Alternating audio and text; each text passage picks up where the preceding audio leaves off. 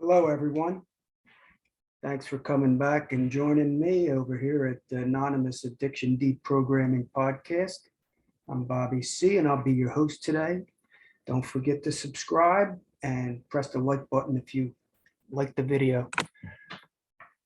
Now, don't forget to come over to Facebook. Join us at Anonymous Addiction, My Truth About AA, as Bobby C sees it, private group. And DM me over there if you have any comments, any suggestions, anything you would like to hear us talk about on this podcast. DM me and just I'll get right back to you. And don't forget to friend me at Bobby C. Cirillo on Facebook. Right now, sometimes when I have 5,000 friends, they won't allow any more friends to come on. So usually somebody will leave. So then I just press and confirm. I have a couple people waiting. So I'll be probably pressing confirm in, a day or two. Today I'd like to talk about, I'm gonna title this Leaving AA, How, Why, and When. How, why, and when. And it's not going to be in order because it didn't. It was kind of weird, when I left completely, which I'll probably never go back to another Alcoholics Anonymous meeting. Getting to right then, I left totally probably about, the last meeting I went to was about, I'd say 2 years ago.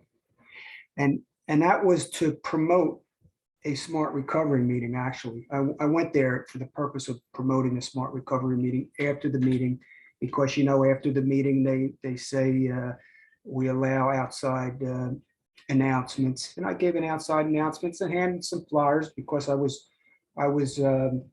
started a few outside meetings, Recovery Dharma, Smart Recovery, and the group that I kind of created, Recovery and Beyond, which incorporates everything out there in this recovery world. I like talking about going beyond recovery. And that's what I've always been doing since I joined Alcoholics Anonymous, going beyond the recovery triangle, the Alcoholics Anonymous pyramid.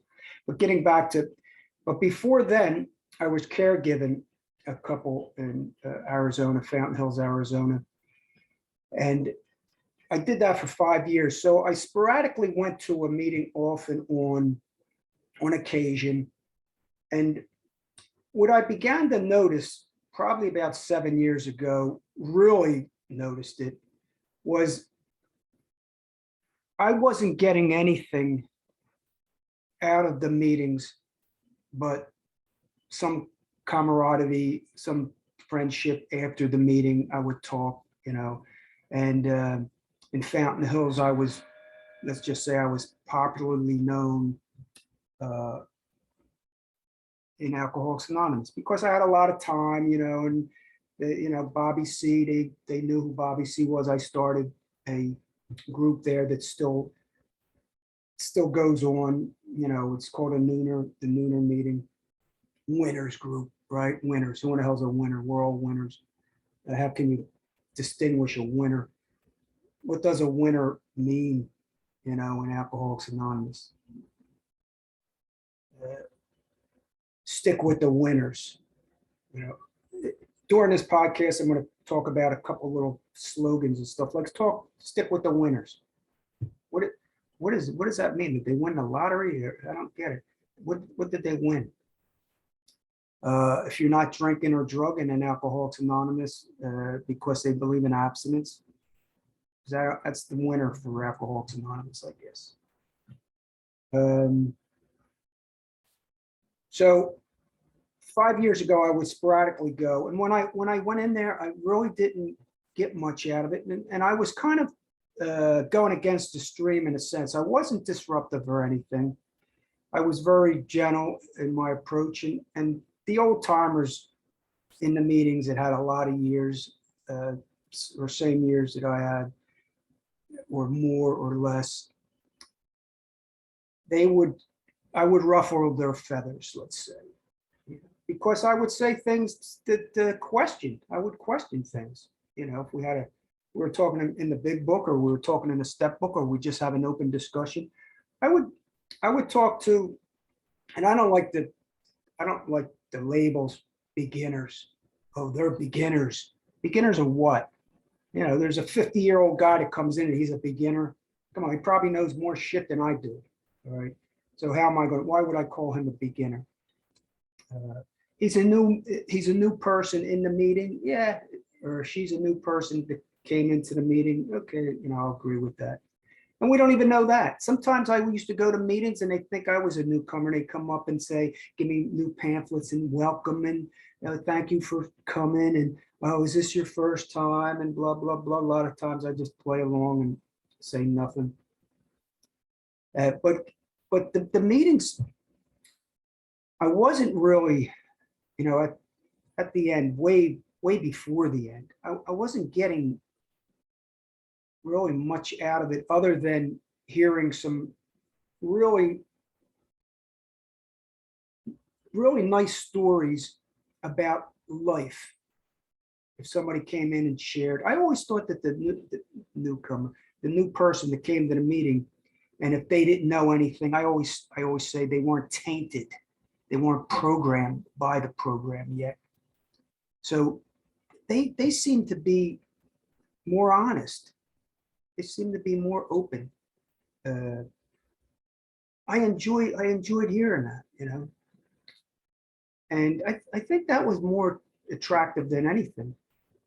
Hearing people, young, middle-aged, and older, come in and share their trials through life, which we all have.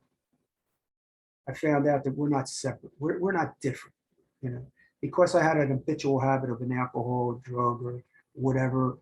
If you're in recovery dharma or smart recovery, process addiction, any habitual habits that we acquire during this life, and if they were hindrance to some growth, okay, we have that in common. Okay. But that's just life. So I found out, later in my years, I found that everything that I enjoyed was just, it was just like life experience. I could have the same conversation with a stranger on the outside or somebody on the outside. So it wasn't really different. So that uniqueness was not real for me. At the end, at the very end, okay, not the very end, probably for years, probably ever since I joined. I don't know, I'm not saying at the end, but I sound like I'm going all over the place, and I am. Okay, so bear with me if you get anything out of this. I felt like a hypocrite a lot of times, because in the beginning, I always proved that the programming wrong by my life experience in Alcoholics Anonymous and outside of Alcoholics Anonymous. Like in the beginning, I went to a meeting once a week, and I would hear over and over. I joined a home group. Look, let's be real. I joined Alcoholics Anonymous. They said, "Are you a member? All you need is a desire." Talk about desire. Anybody, any program, any success, anything you join, you have to have a desire. So they already knew that, because this was developed years and years ago, not by Bill Wilson or Dr. Bob. It was developed by a lot of, Rockefeller had his hands all over it, and he wanted it. He wanted the New Temperance movement. And Carnegie Hill and Napoleon Hill, Andrew Carnegie, Dale Carnegie, Rockefeller was all hooked up with them. And a lot of this stuff is just from success, motivational speakers and stuff like that. It's all borrowed from psychology and from metaphysics and from religion and some touch of spirituality, whatever they made it to be. But it's all borrowed from a lot of different places. And that's what we all do. We all copy. So it was all copied. And they developed this program, 12-step program. And so even back then in the very beginning, I went to one meeting a week. And they told me meeting makers make it. Meeting makers make it. I didn't even know what that meant. What did meeting makers make it? Make what?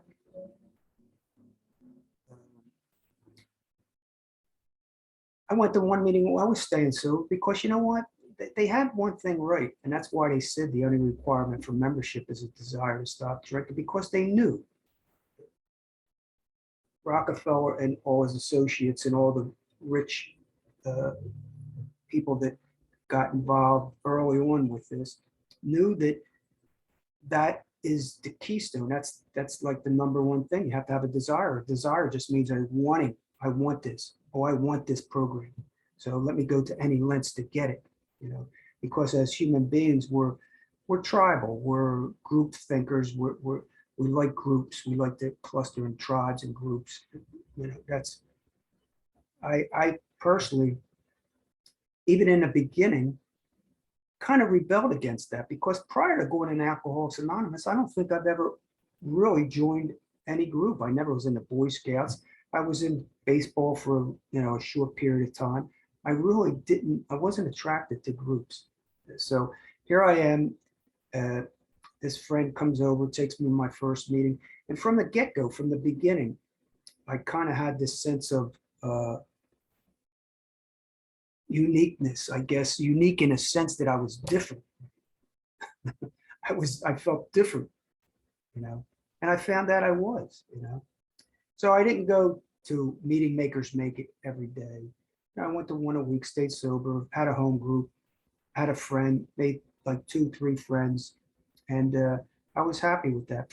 But I think from the very, very beginning, I felt I didn't really fit in or belong, I guess. And that some people say, well, you don't have, something must be wrong with you because you have a feeling of not belonging.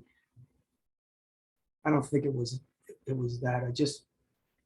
Because I looked at it and I seen groups. I seen young people come in, or older people. They come in and they went to a couple meetings. They went to one meeting a couple weeks, and they come back, and maybe they didn't come back. And I didn't know what happened to their lives. Then there was a bunch of us like myself that didn't follow the program to a T and stayed sober, and someone out and picked up again or whatever, and came back in and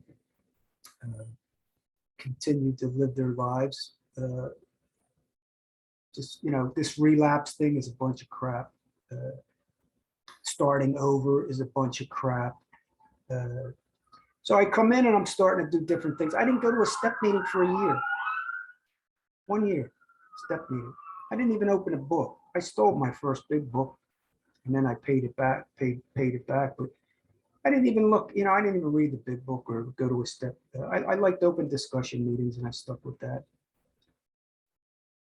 But in the beginning, it was like during all these years, because I stayed in for over 30 years.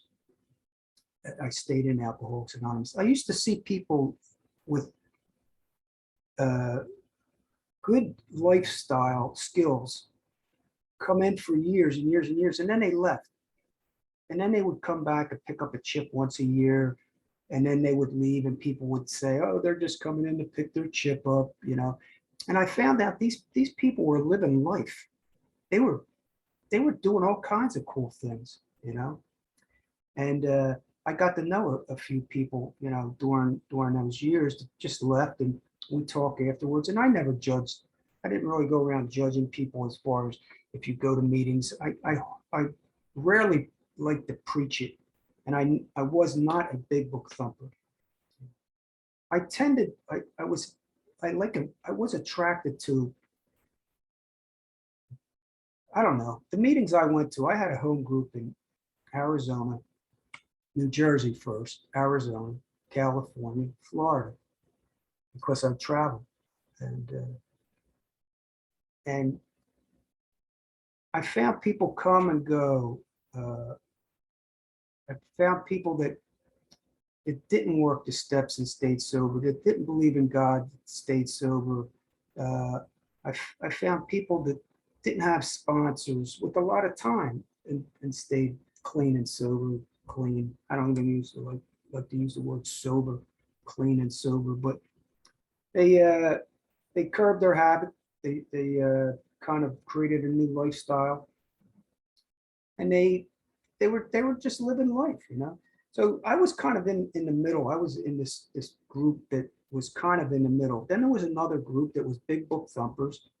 They got involved with sober living houses, and they really got entrenched with the program, and got into, I would say, the deeper cult, the cult within the cult. Let's talk about, you know, that the cult within the cult. And I know a bunch of people that happened to, and now they're out, you know. Now they left, and their stories are great because they share their experience, and they tell people what it was like, and how they got out, and what they feel like now, and what they're doing. The how, you know, the how, like I left, I would leave and then come back. I always felt like, oh, I'm a member of Alcoholics Anonymous. Yeah. But I'd leave and come back. But when I during the whole process, I always went outside the triangle and seeked other information. Always got other information. So I think talking to people that are young and just, you know, or wanting to leave or exit Alcoholics Anonymous, I think that's how I became open-minded. Even though I didn't leave, that's how I became open-minded. Today, there's so many different options that I didn't have back then. We're talking 38 years ago. Okay. I came in 1984. So we're talking about 38 years ago. So I didn't have as many options as people have today. You know, I'm not using that as an excuse either, but because it was an excuse, because it was not an excuse, because I did seek out all different types of information that was out there. Back when I came in, they labeled me alcoholic. I didn't have any choice. I didn't know anything else, so I kind of accepted that. They said I had a disease. Did I ever really buy that? I don't know. I guess I did. You know, I'm not going to say I didn't. I imagine, I guess I did, but there was so many. I was in cognitive dissonance for so many years that I don't really know what I believed and didn't believe, because I was on the fence with so many different things. So that was a lot of, so the people that are facing that today, it's easier to transition. Some people go to Recovery Dharma, they go to a SMART meeting, they go check out other different things. Maybe they pay for an online session, maybe with like process program or some other different model or method. Some people use harm reduction. Some people are using Sinclair method. Back then, I didn't have those choices. That's not an excuse. But all I'm saying is I think it's easier to transition out. Okay. And if you want to go back and forth, that's up to you. Me personally, I could never do that at the end, because it was too oppositional. It was too opposing of the outside beliefs that I was entertaining, these new, fresh, unknown ideas, and this knowledge that I was gathering. And Alcoholics Anonymous just began to not make really any sense. And then that's when I kind of discovered that it was not the program. Okay, it had nothing to do with the program of Alcoholics Anonymous or any other program. It has nothing to do with the program. It has to do with me. It has to do with you. That's why the only requirement for any program is a desire to want it. You know, you have to want it. And then it works because you want it. And so anything would have worked. When you want something, anything really would have worked. But it's the unwanting. I didn't want it. So I didn't want to go this way. I don't want to go in Alcoholics Anonymous.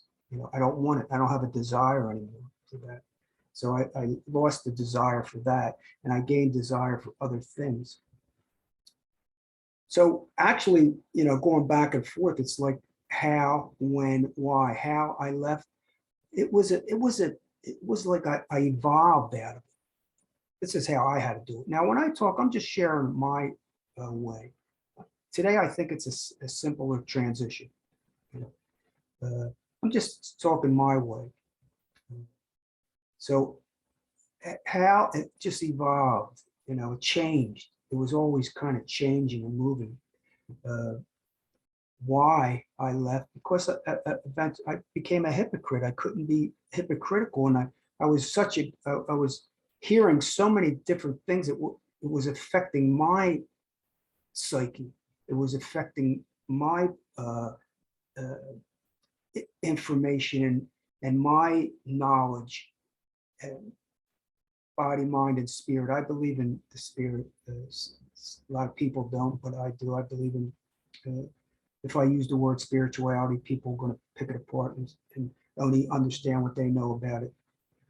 I like streetwise spirituality. I like common sense spirituality.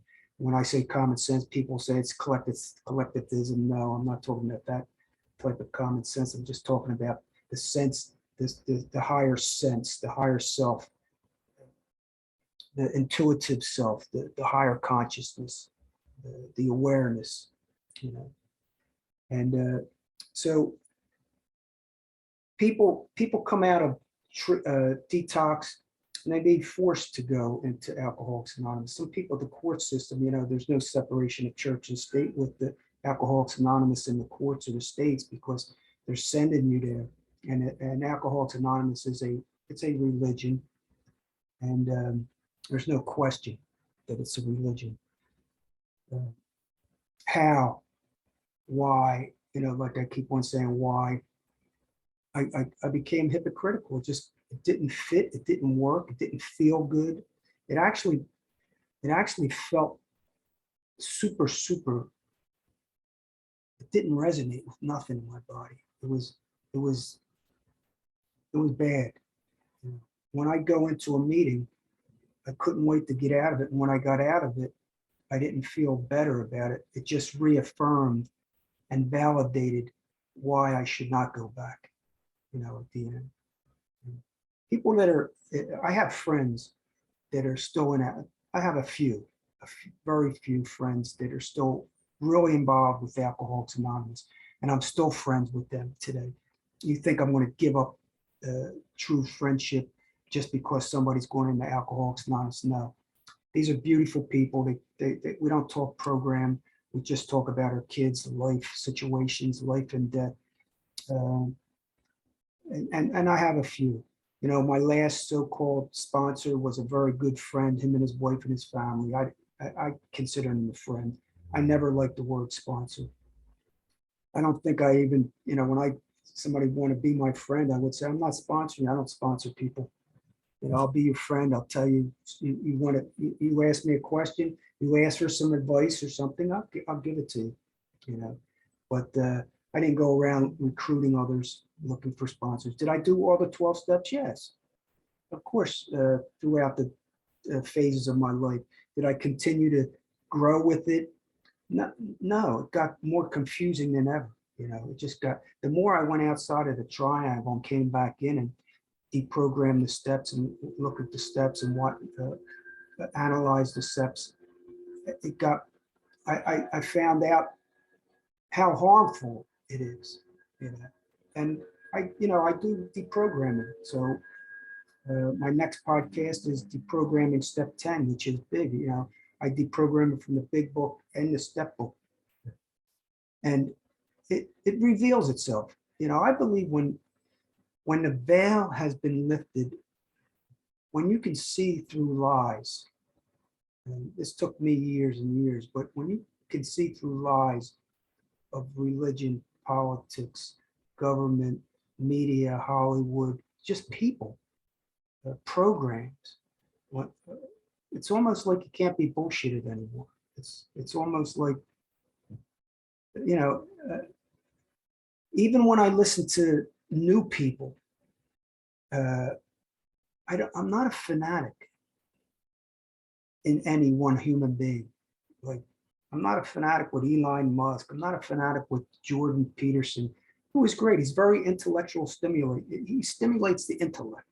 He stimulates the mind. He's thought provoking if you can understand him, because he articulates with such a huge vocabulary that he's got from all the colleges and universities that he's went to.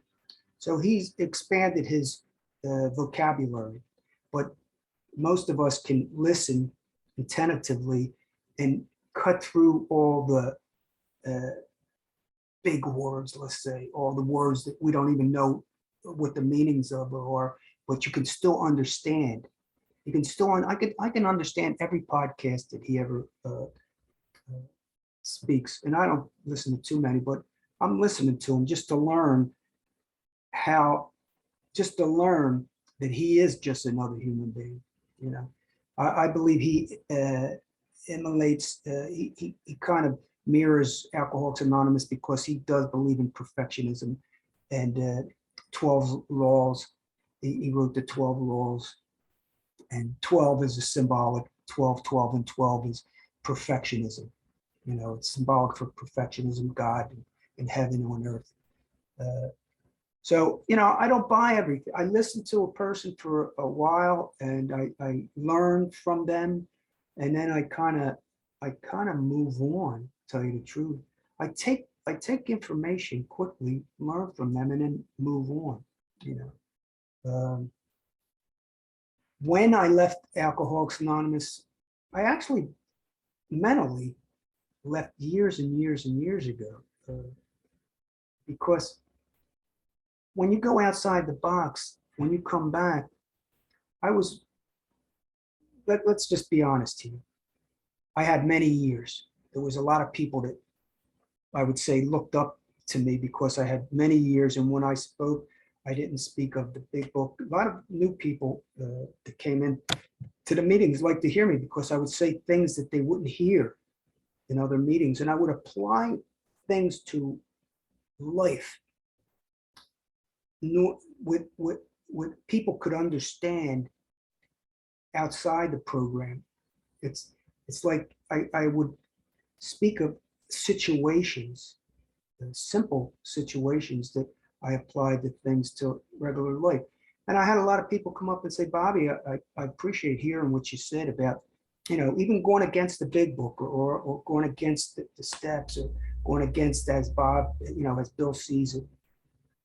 As Bill sees it, at the end, I used to go to a Bill sees it meeting, and I would say, as Bobby, that's how I coined the thing, as Bobby sees it, not as Bill sees it.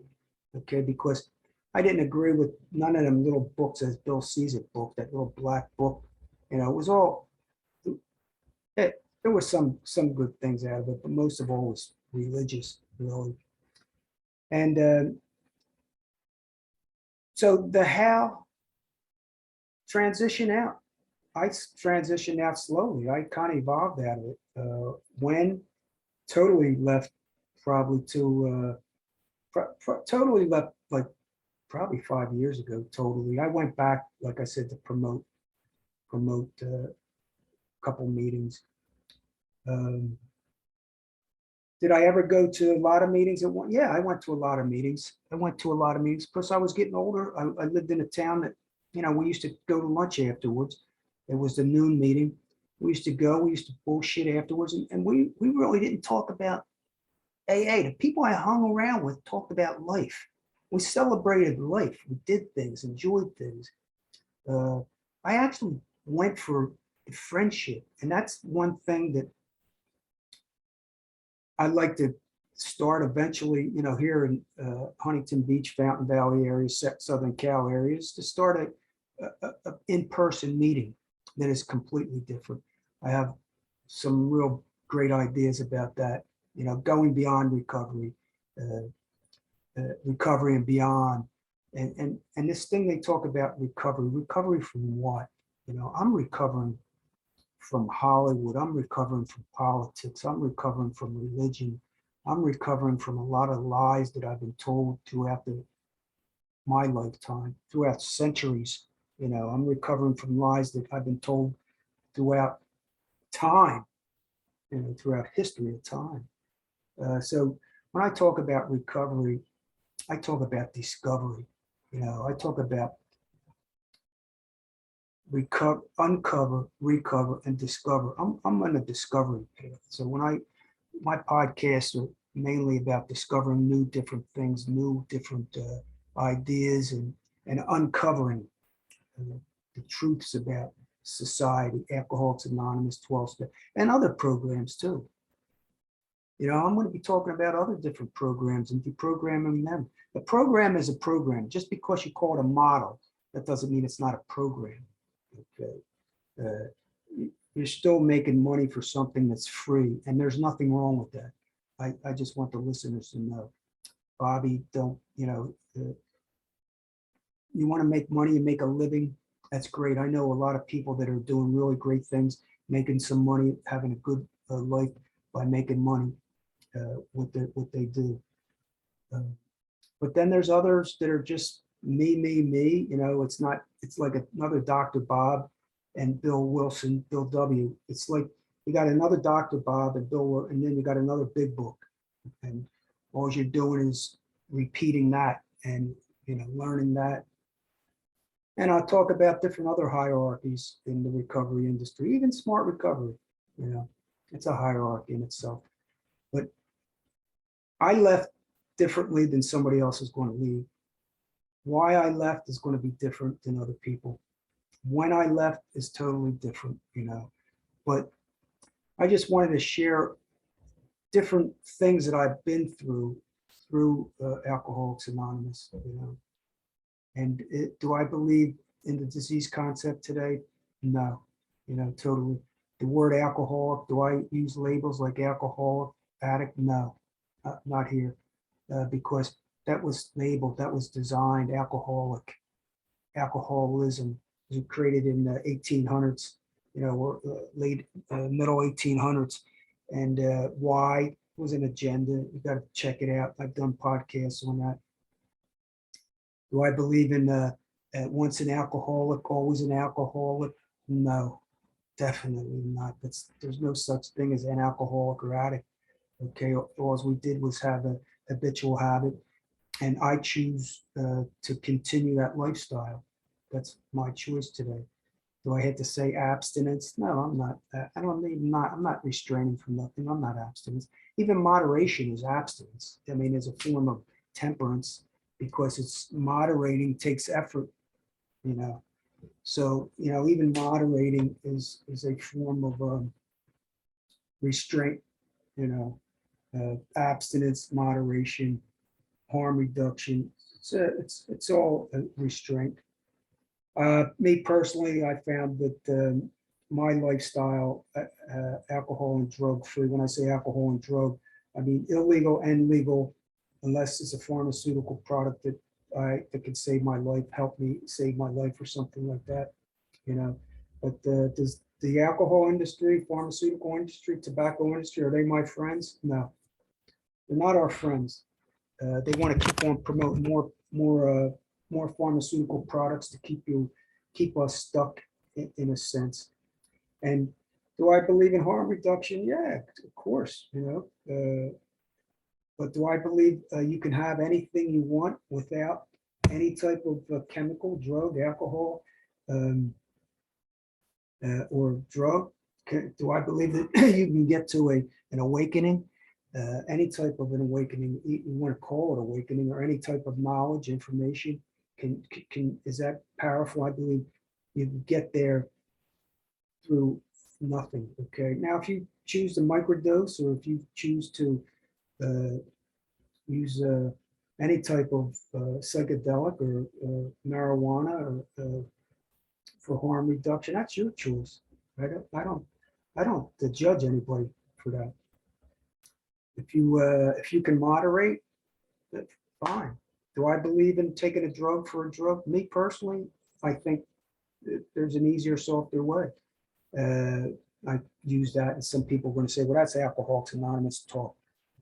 I just believe that Sinclair method, Do I believe it can work? Yeah, but for me personally, I drank to get a little buzz. I mean, why would I want to know when to take a drug and know when to drink and know when not to take the pill? And if I don't want to take the pill, then I can get drunk.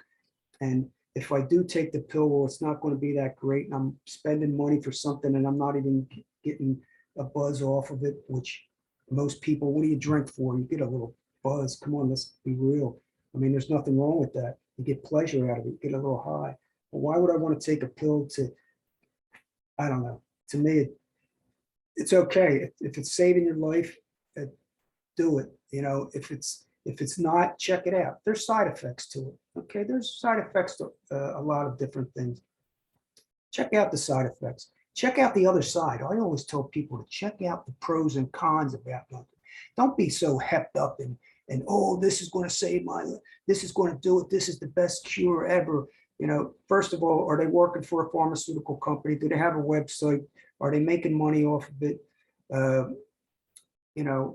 Who started it? Why did they start it? Or do they have stock in the pharmaceutical industry? I check out it all. Now, am I saying don't do it? No, I'm not saying that. I'm saying check it out. Check it all out. What's it called? Trexon. Check them out, Suboxone, hey, check it all out.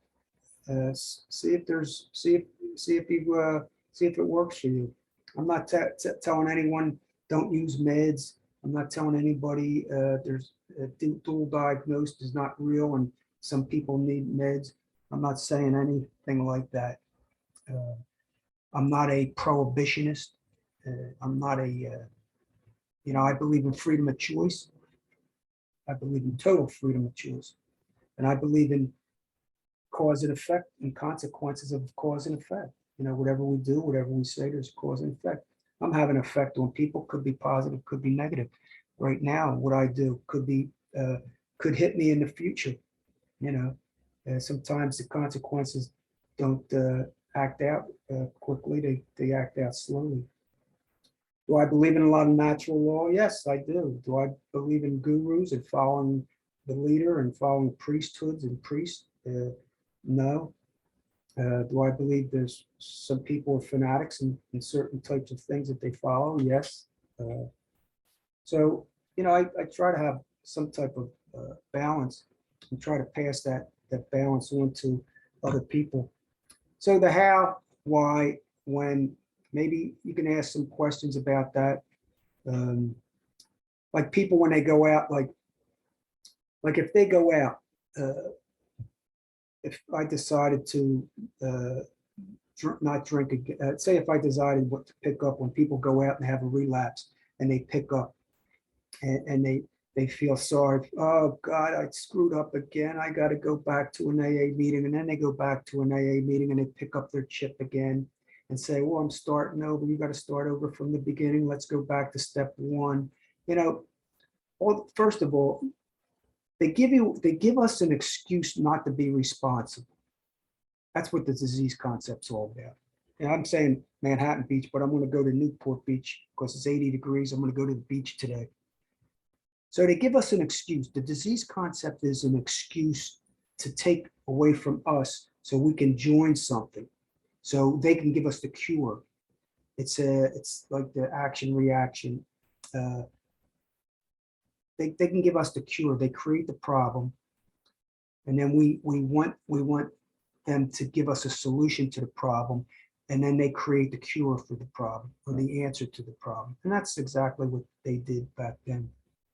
So I go out, right? You come back in. And what I hear, thousands of people, because I went to so many damn meetings, I was in for so long. So I hear people say, oh, I went out and slipped again. I didn't do step one, or I didn't do step two properly, or I didn't have a sponsor, or I did have a sponsor. I didn't do, there's always something. I didn't do the 4-step properly. I didn't write everything down. I skipped. Oh, I didn't do the fifth step because I left something out. I wasn't doing the sixth and seventh right because I didn't pray and go to God and drop to my knees and pray, have meditation and prayer in my life. Oh, I didn't continue to take personal inventory every day. I didn't write it down and journal and every day and do the 3 spot checks, daily checks, and annual inventories. And then step 11, I didn't do the prayer and meditation properly. I didn't continue to do it. And it's 12. I didn't recruit others. I wasn't doing enough service work. I wasn't doing enough service work. There's always an excuse to say, you weren't responsible. You didn't do this, this, this, or this. But here's the deal, what I found out. If I ever go out and drink again and I get all fucked up, I'm going to say, hey, Bobby, I chose that and I got fucked up. You know what I mean? I didn't lose nothing I had. I got all this information. So where do I go from here? You know, am I going to blame it on something or somebody or some step? No.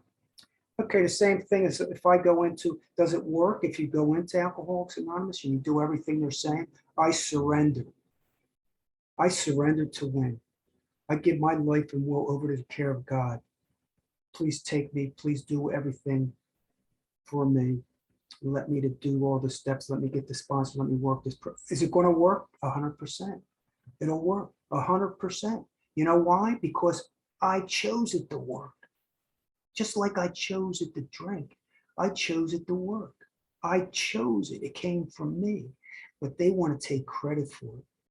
That's why my podcast are talking about, forget about this celebration. Hey, celebrate a year. That's cool. After a year, what the hell are you celebrating? All you're doing is celebrating to keep people stuck, to keep me stuck, to keep us stuck into going back into recovery and talking about it. And what do? We just keep on talking about the recovery. It keeps us in a box. We only help the alcohol, the addict, keeps us in a box. We're not expanding our consciousness. We're not talking about what they want us to do is be silent on other outside issues. Be silent on all other outside issues. That's the whole concept. This way you're just celebrating recovery. Oh, I have 5 years, 10 years, 6 years. But oh my God, it's exhausting. You know, me personally, my kids or my wife, we never had cake or anything like that. First of all, I found out I'm just doing what I was supposed to do anyhow. I'm just living a life that I'm supposed to be living anyhow. My habitual drinking and drugging separated me, got me in trouble. I got me in trouble. I can't blame it on the drinking and drugging, but the drinking and drugging caused a lot of shit. I can't be in denial that alcohol and drugs, the alcohol and drug industry, I can't deny the devastating consequences that alcohol and drugs have on society. That I can't. And people try to say that that's a minimal population of the people that drink and drug. It probably is, but there's devastating stories ripping themselves and families apart. You know, I've experienced a bunch of it. I don't share about other people's experience, but I've been there and I know with this family and friends, I get into that where we could stop labeling people, you know, alcoholics, addicts. Once an alcoholic, always an alcoholic. No, maybe you choose not to drink, but you know, that's your choice, you know. And look, if I said that some people I believe can't drink, I personally I don't know that for a fact, you know. Some people can't drink. I don't know. Some people can't moderate. Some people can moderate. I had to do the only scientific study that I could do, I'm going to create, let's just say I'll create RP Sorello Research Institute. That's how easy it is. Anybody can say that. RPC Research Institute. Let me do a scientific study. What is scientific studies? I'll do my own scientific study. The only way that I really believe it is that I do a complete experiment with other human beings. If me personally, not somebody else, because other people's scientific research studies are designed to prove something for them. Okay. And that's why people hire research developers, research scientists to work for them to prove that it's good. And there's no scientific study. Just like, I'm gonna say the, I'm not even gonna use the words because I don't want to get into YouTube bullshit trying to censor me. But the pharmaceutical industry is conducting live, right in your face, human studies for free for a product. And they do it all the time. Most of the time they do research studies and they pay the people to join their trials, okay, with the placebo and the real placebo. Me personally, I believe every program, everything out there, including Anthony Robbins, Eckhart Tolle, I don't care who it is, it's great information. It's all free. You can get it free. It's all a placebo effect.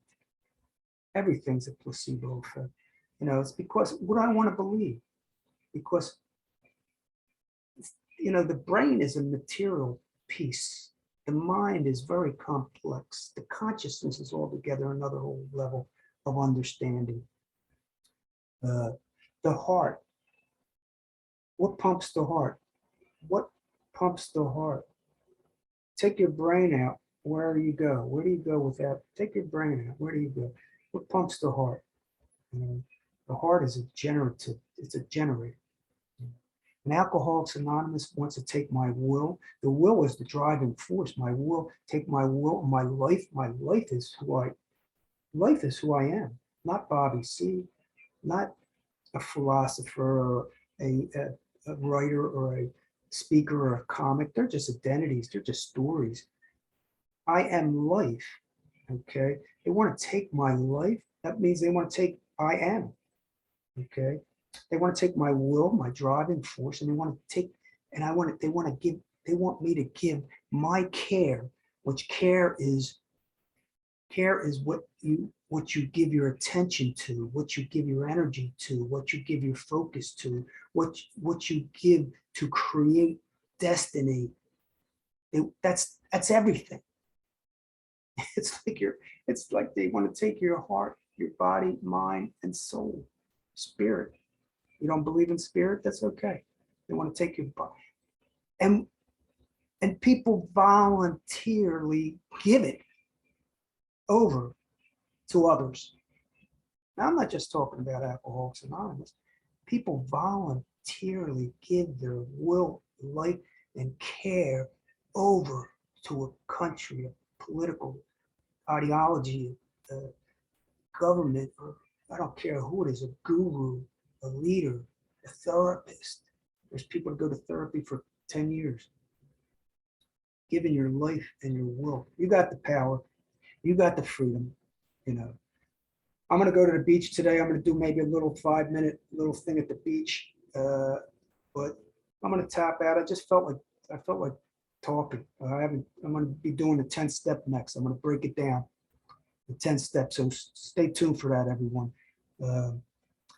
Bobby C going to be signing out. Take care, everybody. And we'll see you on the rebound.